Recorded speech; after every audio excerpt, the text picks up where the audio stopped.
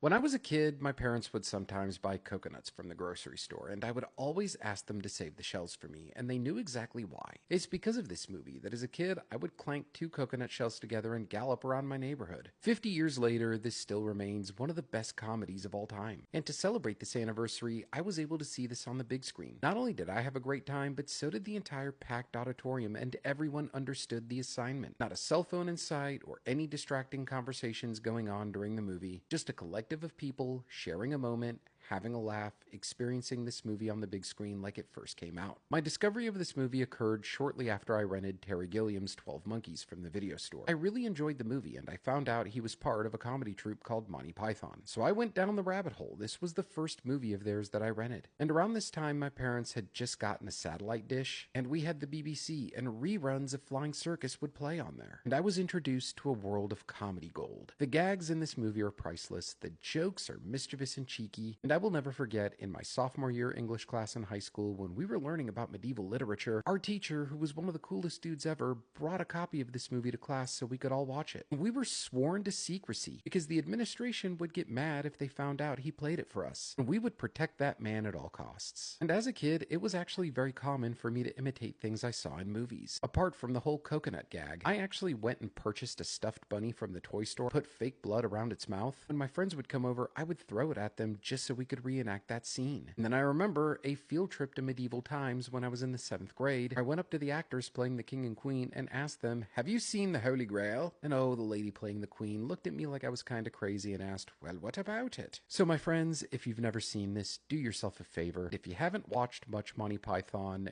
go down that rabbit hole. You'll be introduced to comedy gold.